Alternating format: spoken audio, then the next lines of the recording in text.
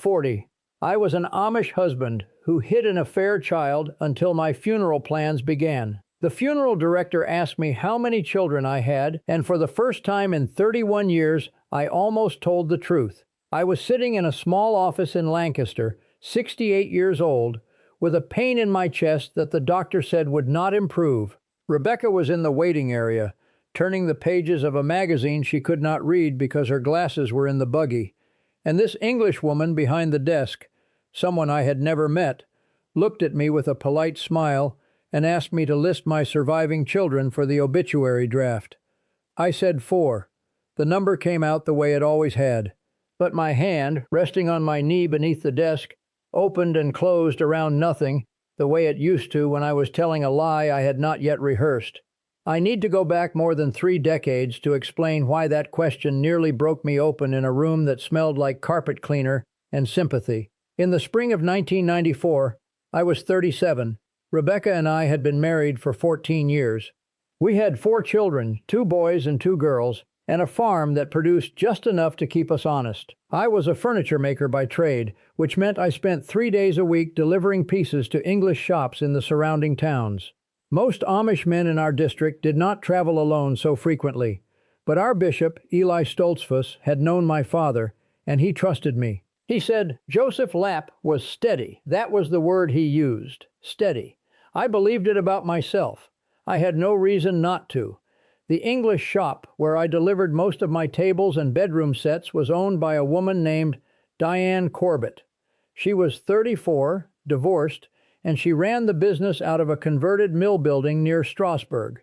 She was direct in a way that Amish women in our community were not permitted to be. She told me when a piece was excellent, and she told me when a joint was lazy. I respected her for it. That respect is where everything started, and I say that not to excuse what followed, but to explain how a man who considered himself steady could lose his footing so completely. It began with conversations that lasted longer than the invoices required. Then with a cup of coffee she would pour without asking. Then with the realization that I was choosing the delivery days when the shop was least busy so we would not be interrupted. By August of that year, I had crossed a line I cannot describe in detail and do not wish to. It lasted 5 months. I ended it in January of 1995, not because I had found my conscience, but because Diane told me she was pregnant. I sat in her kitchen, a place I should never have entered, and I felt the walls of my life begin to close. She did not ask me to leave, Rebecca. She did not ask me for money. She said, "I thought you should know." That sentence did more damage than any accusation could have. It placed the entire weight of the decision on me, and I was not strong enough to carry it honestly. I told Diane I could not be part of the child's life. I told her I would send what money I could, but that no one in my community could ever learn what had happened. She looked at me with something I now recognize as pity, though at the time I mistook it for agreement. She said, "I won't come looking for you, Joseph," and she kept that promise far longer than I deserved. Now let me return to that funeral director's office, because something happened before Rebecca came back into the room. The woman, her name was Karen, handed me a form. Pre-arrangement details. She needed names, birth dates, and relationships for the obituary template. She also needed to know if there were any special instructions for the burial. I stared at that form, and I thought about a savings account I had opened at a bank in Ephrata 29 years earlier, an account Rebecca did not know existed, an account that had, at its peak, held almost $11,000, all of it scraped from furniture payments I had underreported by small amounts over many years. That account was how I had kept my promise to Diane. $60 here, $80 there. Never enough to be obvious. Always enough to feel like a rope tied around my ribs. The child was a boy. Diane named him Caleb. I learned this from a letter she mailed to a post office box I had rented in Bird in Hand, another secret I maintained with the discipline of a man building his own prison. I never held Caleb. I never visited him. But I knew his name, his birthday, September 14th, 1995. And I knew from the occasional letters Diane sent over the years that he had dark hair and a careful way of working with his hands. That detail haunted me more than anything else. a careful way of working with his hands, my craft, passed to a boy I would never teach. Back in 1995, the months after I ended the affair were the most dangerous period. I returned to my life with Rebecca and performed steadiness the way a man performs a hymn he no longer believes. I woke early. I worked hard. I sat through church without shifting in my seat. I touched Rebecca's shoulder when I passed her in the kitchen, because I had read somewhere in my own guilt that a man who stops touching his wife is a man who has something to hide. So I forced myself to be present, and Rebecca, who had spent 14 years trusting me without hesitation, accepted it. She had no reason not to, but there was one person who noticed something: my older brother, Amos. He had helped me with a delivery in November of 1994, just once, and when we arrived at Diane's shop, she called me by my first name in a tone that carried too much familiarity. Amos said nothing that day. He said nothing for 3 months. Then, one evening, while we were repairing a fence on the back property, he stopped hammering and said, "Joseph, is there something I should pray about for you?" I told him no. He nodded and went back to the fence. But he watched me differently after that. Not with suspicion exactly, but with a kind of careful attention, the way you watch a beam that might be bearing too much weight. I need to jump forward to explain why the funeral planning changed everything. In the fall of 2025, I was diagnosed with a condition affecting my heart. The doctor used words I did not fully understand, but the meaning was plain. He said I should get my affairs in order. He said it gently, the way English doctors do, but the message was a hammer wrapped in cotton. I told Rebecca that same evening. She set down the dish she was drying and did not pick it up again for a long time. She asked me how long. I said the doctor was not certain, but that we should not wait to make plans. What I did not tell her was that getting my affairs in order meant something far more complicated for me than for most men. The Ephrata bank account still existed. It held just under $2,000. The post office box still received mail, though Diane's letters had stopped 9 years earlier. And somewhere in Pennsylvania, Caleb Corbett, now 30 years old, was alive. He had, according to Diane's last letter, become a cabinet maker. When I read that, I sat in my buggy behind the post office and pressed my forehead against the steering bar until the horse shifted with impatience. A cabinet maker. My son, whom I had never met, was building with wood. The funeral planning forced questions I had spent 3 decades avoiding. The obituary needed names. The will, which our community expected a man to prepare with the help of a deacon, needed to account for property and savings. The burial plot needed to be chosen. And every one of these steps was a door that, once opened, could reveal the hallway I had built behind my life. I began making quiet arrangements. I visited the bank in Ephrata and asked about closing the account. The teller said she would need identification and asked if I wanted the balance transferred. I said I would return. I did not return. I drove the buggy home and sat through supper as though nothing had happened. Rebecca noticed something. She did not say it directly. That was not her way. Instead, she began asking me small questions. Had I spoken with the deacon about the will? Had I decided on the burial plot near my parents or the newer section? Did I want the boys to handle the farm equipment, or should it be sold? Each question was practical. Each one was also a thread that, if pulled, would unravel everything. I want to explain something about Rebecca, because she deserves more than the role I have given her so far. She was not naive. She was a woman who had chosen, every day for 31 years, to believe that the man she married was the man sitting across from her at the table. That is not stupidity. That is faith applied to a person. And I had exploited it with a discipline that still sickens me. The crisis came on a Tuesday in late November. I was sorting papers in the bedroom. Insurance documents, the deed, receipts I had kept for no reason, when I found, tucked inside an old copy of the Osbund, a photograph. Diane had sent it 11 years earlier. It showed Caleb at 19, standing in front of a workshop, holding a chair he had built. I had hidden the photograph inside the hymnal because no one in the house would open that particular copy. It was damaged, missing its back cover, and sat on the highest shelf. I held the photograph, and looked at my son's face. He had my jaw.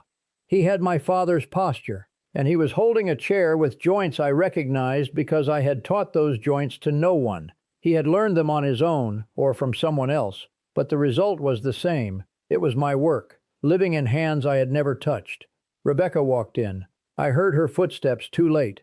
I turned, and the photograph was in my hand, and her eyes went to it before I could move.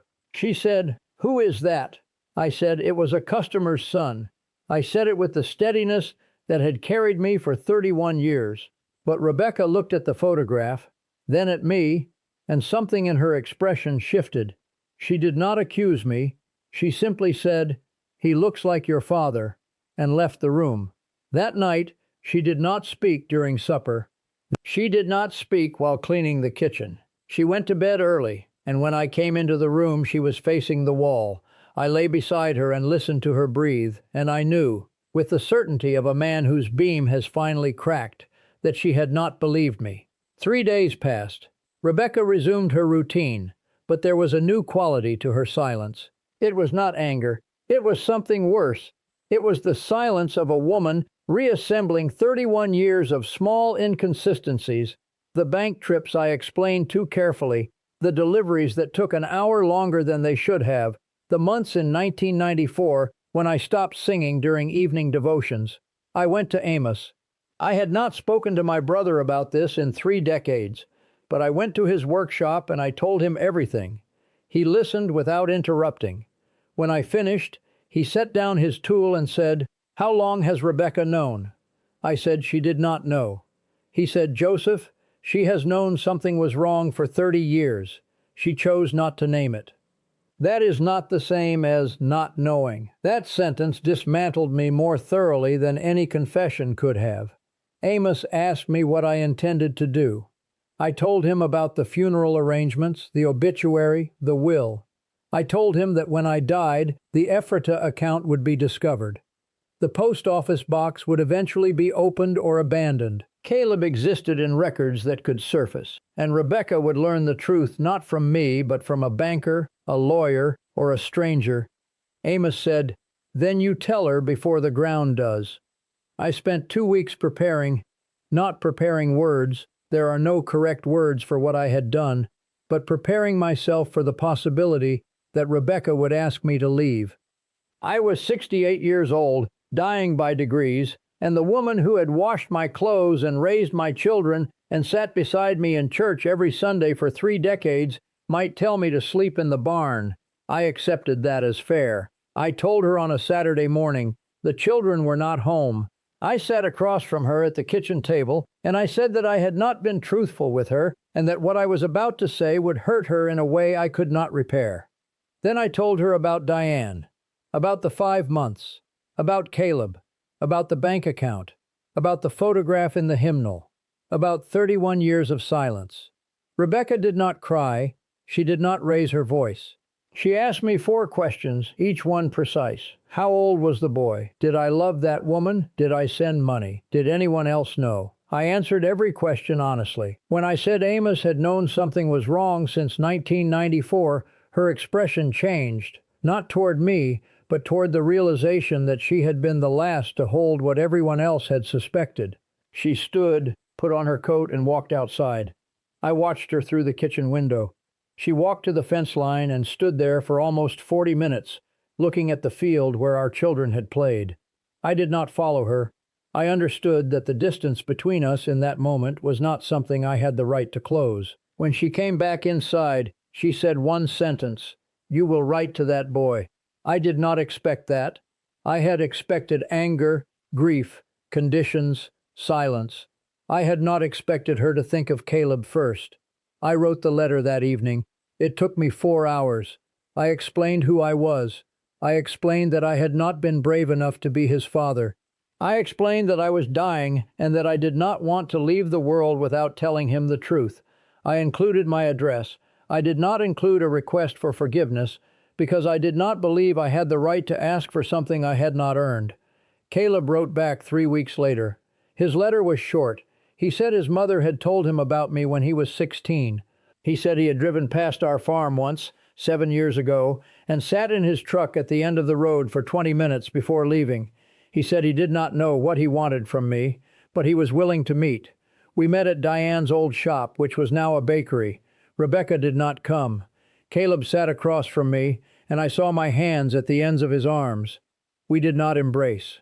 We talked for 2 hours about wood, about joints, about the way cherry darkens in sunlight. We talked about the things that were safe before we talked about the things that were not. When I drove home that evening, Rebecca was waiting on the porch. She asked me how he was. I said he was a good man. She nodded, and then she said something I will carry longer than any pain. I am angry with you, Joseph. I will be angry with you for the rest of your life, but I will not let you die alone with this. The funeral plans were completed the following week. The obituary draft now sits in a folder in Karen's office. It lists 4 children. Rebecca and I discussed whether to include Caleb's name, and she said that was not her decision. It was his. I wrote to him and asked. He has not yet answered. I am 68 years old. I have a heart that is failing, and a family that is fractured in a place that will never fully mend. I have a son who builds cabinets 30 miles from the farm where I built furniture, and for 30 years, neither of us knew the other's work was that close.